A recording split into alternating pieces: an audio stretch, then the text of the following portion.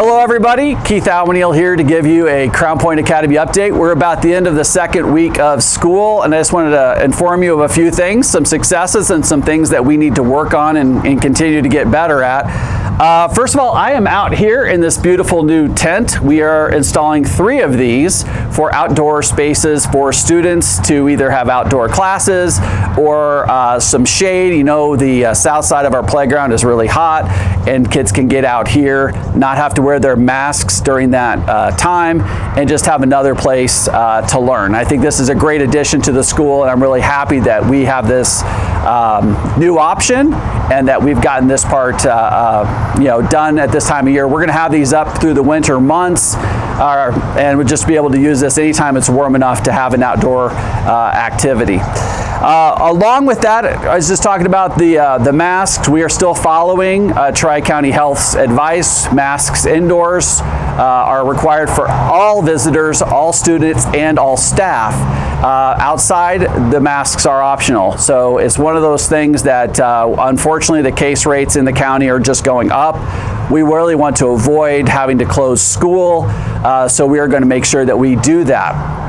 I do want to give you an update. We did have a couple of students that had positive cases of COVID, and we did send those students home to isolate. We informed those classes what had happened, but we can continue school as normal because of wearing masks indoors. If we chose not to do that, those classes would have had to go home for 2 weeks. And I think you can understand how heartbreaking that would be for students to come in for the first week or 2 of class and then not come back until September. So I really feel fortunate that the decisions we made at the beginning of the year have allowed us to keep the doors open and continue school. Our goal is to keep it up, to keep school rolling and make it safe as possible without having any disruptions.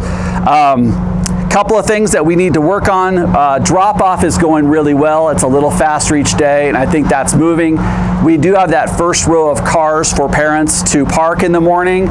Please walk your child out to the crosswalk. I've been standing out there to help kids get across safely. It's just a busy place, and if you don't escort your kid when you're walking in, it's just not safe. And so, of course, you can always drop off at the curb as well, and we have 6 staff members there to help you unload. Afternoon is a little trickier.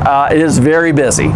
We don't start till 3:15, and that first rush, it just takes a while to get everybody out and to get started. You're always welcome, again, to park and come into the gym. If you do, you need to wear a mask, but that's one way if you come earlier for you to get your child and get going a little faster. Or the other trick is to come later and drive line. I timed a parent yesterday who came at 3:37. From the time she entered the school property to the time she left with her 2 kids was 5 minutes. So if you come later, the line is faster, or if you come early, come into the gym, just please wear a mask. And the last thing is, just want to say we have noticed a big drop-off in academics. Kids that were performing well in the past are kind of struggling with reading and writing and math. Some kids that might have struggled in the past are really struggling. So whatever support you can give at home with homework, with reading, with math skills, to continue to do that, flashcards, sitting down and reading with your kid, it's going to make a huge difference. This is a big catch-up year. Wait for that car to go.